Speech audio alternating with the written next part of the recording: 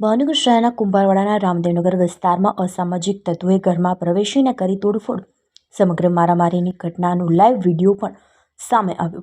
ઘટના ગઈકાલ સાંજના સમયે બની હતી.